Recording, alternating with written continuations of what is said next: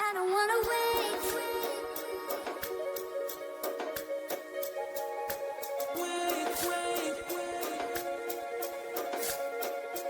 I don't wanna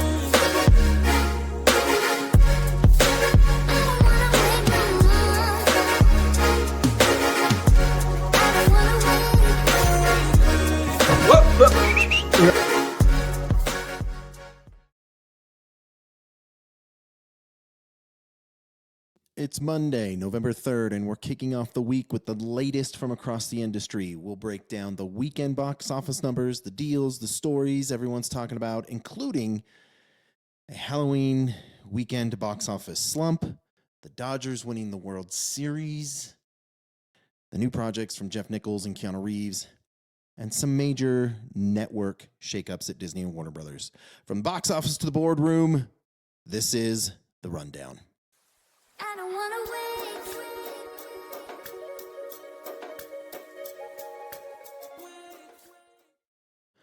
All right, let's go over these box office numbers first. We got Stitch Head at $2.1 million domestic opening. Its original budget was $30 million.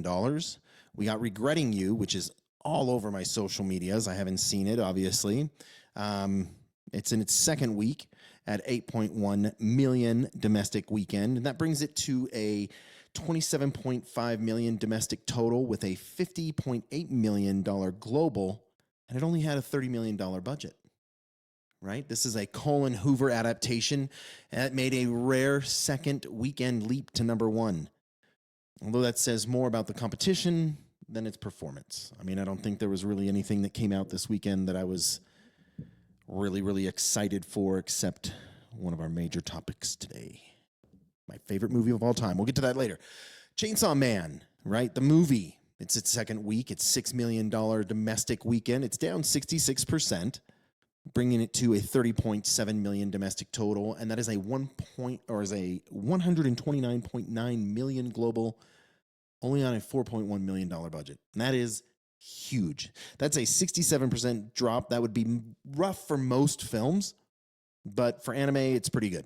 These franchise films cater to their, 70 to 80% of their hardcore fan base, right? And so, still widely profitable on this micro budget. I'd like to make a movie for $4.1 million and then make $129.9 million. That'd be pretty dope. Begonia, it's its second week. $4.8 million domestic weekend. And that gives it a $5.8 million domestic total. And it's at an $11 million global. It's a $55 million budget. And this is that latest collaboration with Lathamos and Emma Stone. It was a Yargos Lathamos and Emma Stone. But audiences weren't exactly swarming, despite strong reviews, right? It's got 86% on Rotten Tomatoes. I just don't think it looks very good. But then again, I've watched movies that I didn't think were very good, and I really, really loved them. So it'll be interesting. I'm going to watch in this one. So Springsteen, Deliver Me From Nowhere. It's in the second week, $3.8 million domestic weekend. It's down 57%, bringing it to a 16.2 domestic total with a $30.5 million global. It also had a $55 million budget. The Springsteen biopic is running out of gas. That's what they're saying. They're saying it, and they don't think it's going to break even. Black Phone 2, it's in its third week, $8 million domestic weekend, down 38%, bringing it to a $61.4 million domestic total. That's $104.7 million global on a $30 million budget, right? I think horror just has a lot longer legs. If you look at statistics, and you can look at statistics and graphs and all those things, you can see that horror has gone on this steady increase that people are watching it more. I don't know why. but whatever. I actually did watch Friday the 13th for the first time. I know people are like, you haven't ever seen Friday the 13th? Look, I was a Freddy Krueger fan growing up. Friday the 13th, hey man, I probably would have been scared out of my mind as a kid watching that. Especially, I mean, I'll be honest, never jump scared right until the end when the kid jumps out of the water during her dream. Nearly pissed my pants. That was the only time I jumped scared. But you know, I think the old school movies are way better, man. I'm gonna be going on a Friday the 13th binge here real soon. So anyway, Good Fortune, week 3, 1.4 million domestic opening weekend. That's 55 down, 55%. That is a $14.6 million domestic total, bringing it to a $15.1 million global with $30 million budget.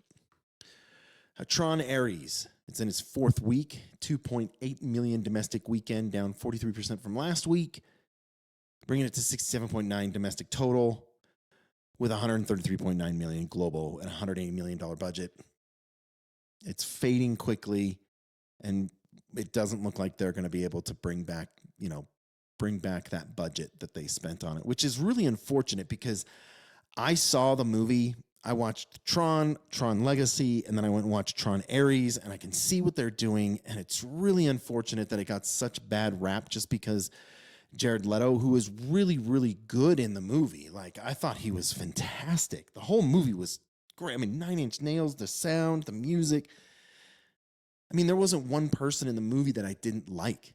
I thought they were all so great, and there was tons of throwbacks. It is really, really unfortunate that it's gotten the bad publicity it has because it doesn't deserve it. It's really, really good. If you haven't seen it, please go see it. Anyway, K-Pop Demon Hunter returns. $5.3 million domestic weekend for a $24.3 million domestic total with a $100 million budget. This is Netflix's most watched movie ever that has returned for an encore, but there wasn't much more they were going to get out of it, But that's okay. Netflix is trying something new. Respect it. I think it's great. Now we're on to the greatest movie release this weekend. Back to the Future, 40th anniversary re-release. This weekend, it brought in $4.7 million this domestic weekend, giving it a $221.7 million lifetime domestic total. So what does that bring to us for the weekend, right? What does the weekend look like? With the numbers for this Halloween weekend being the lowest in 31 years at 55 million, we can say at least it beat out the numbers for the lowest spot of 2025, which was March at 52.2 million. But with the Predator Badlands and the Running Man coming out this next weekend, now people are like, oh, Predator, hey man, at least it's gonna, at least it's a movie that's gonna come out that looks decent. Okay, I'm excited. And the Running Man, I'm gonna tell you, Glenn Powell, I'm a man crush on that guy, man. I think it's gonna be an awesome, awesome movie. I cannot wait. Hopefully, theater numbers improve after October's devastating performance, right? But anyway, year to date, we're up 3% from last year, but still down 24% from pre-pandemic 2019. And I don't think that has, honestly, in my opinion, I think that has less to do with the pandemic and more with the streaming services and studios bringing movies like out of the theater in like 2 weeks and putting them on streaming service. No one's going to go to the theaters because they're out that long. I loved that F1 was in the theater for as long as it was. It's fantastic. We should have to wait. We should have to wait for movies to come out on streaming services. That's just my opinion. That and $80 will get you a coffee at Starbucks. Moving on to film development. Jeff Nichols has cast Margaret Qualley, Michael Shannon, and Drew Starkley in his Southern Gothic horror, King Snake. Daisy Edgar Jones and Amelia Jones will star in Richard Papiette's 19th century Irish crime, Bad Bridges, produced by Margot Robbie's Lucky Chap.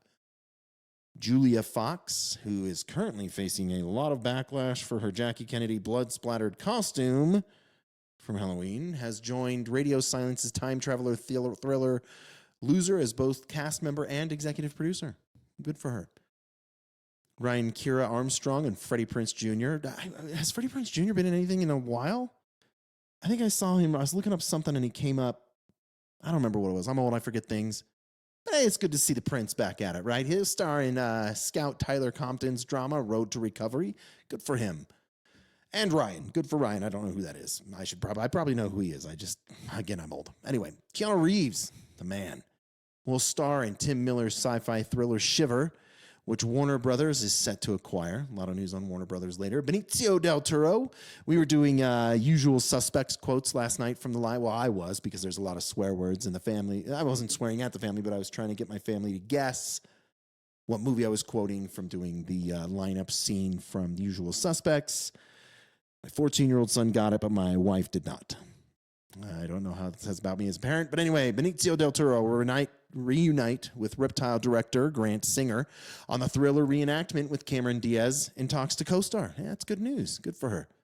Netflix has acquired Stephen Gagan's modern Great Gatsby adaptation, Valley of Ashes, set in Silicon Valley and produced by Jennifer Fox. Hey, we just talked about her up here, right? No, that's Julia Fox. I got that mixed up. That's my bad. But yeah, it's pretty cool, right? Stephen Gagan. It's pretty cool. I think he was on Entourage. Get me Stephen Gagan. I think he was supposed to rewrite Medellin or Medellin. No one could ever say it. Medellin on the show. Anyway, I think Stephen Gagan was the one they flew out, paid to do nothing, and sent him home. Really great. All right. Sony has cast Mia McKenna Bruce, Saoirse Ronan, Anna Suava. I should probably know these names before I say them. Anna Suava, Suavi, and Emmylou Wood in Sam Mendes' 4-part Beatles film. That'll be interesting. I'm interested in seeing that. We were just talking about the Beatles last night. We were talking about, what was it? We watched Tag. And there's like, is it a Yoko situation? I think they said it in the movie. And my son's like, I don't know what that means. So I had to explain who Yoko Ono was and how she ruined everything.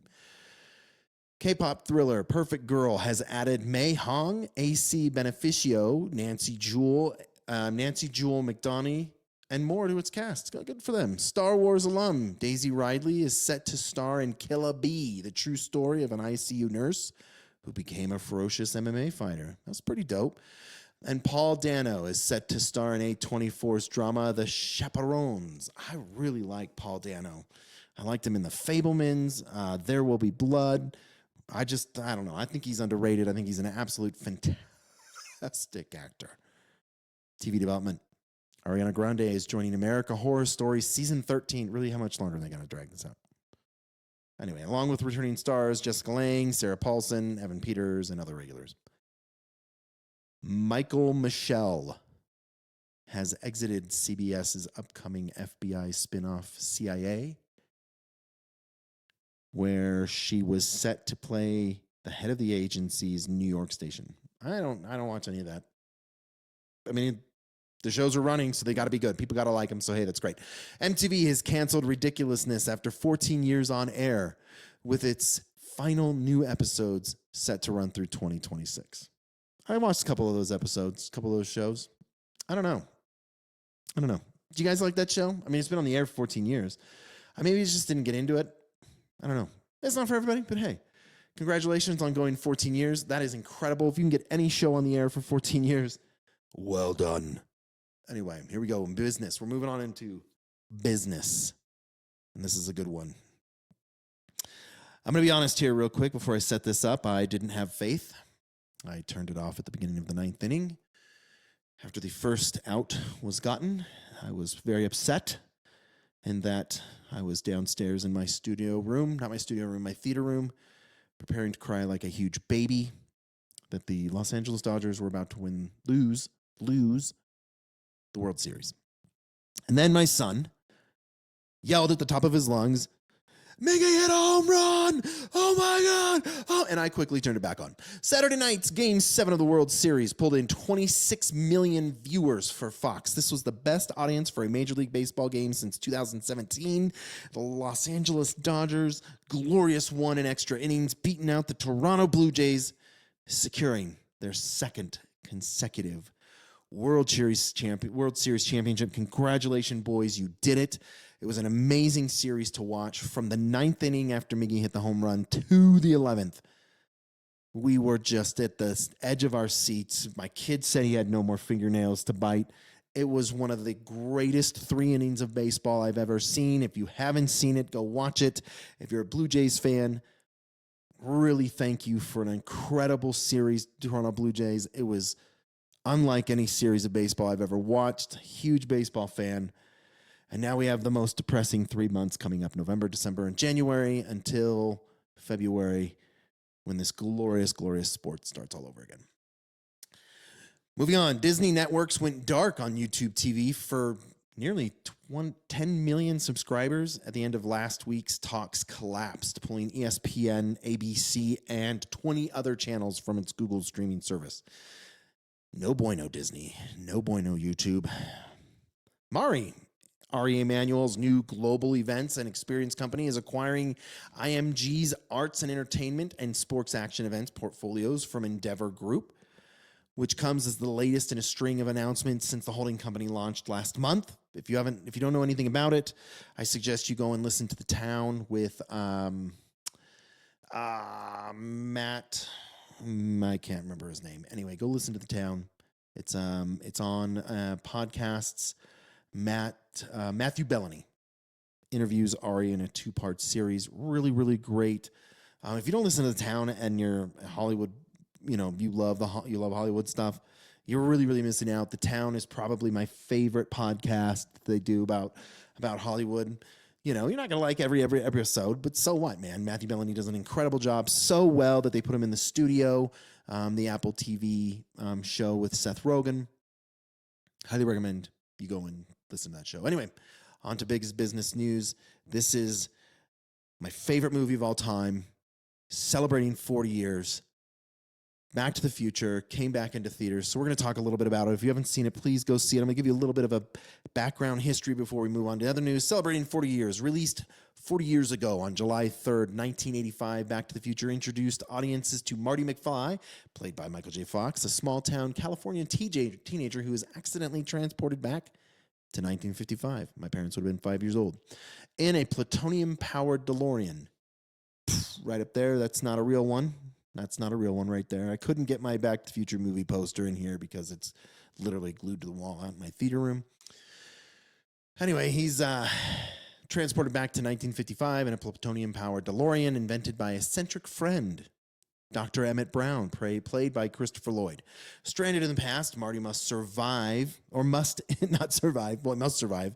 Marty must ensure his teenage parents, Leah Thompson and Crispin Glover, fall in love or risk erasing his own existence. With time running out, he teams up with younger Doc in a last-ditch effort to harness a bolt of lightning and return to 1985. The film became the highest-growing domestic release of 1985 and is considered one of the most enduring movies of the decade, earning more than $385 million worldwide. It received 4 Academy nominations, including Best Original Screenplay, Best Sound Effects Editing, and Best Original Score for Huey Lewis and the News' Power of Love, at which the film won Best Sound Effects Editing, which is awesome. I wish it would have. I don't know what year. I don't know what won Best Original Screenplay that year, but the original screenplay is really, really great. They were originally going to time travel in a giant refrigerator, which was later used in, I think it's Indiana Jones. When the nuclear blast goes off, Indiana Jones hides in the refrigerator.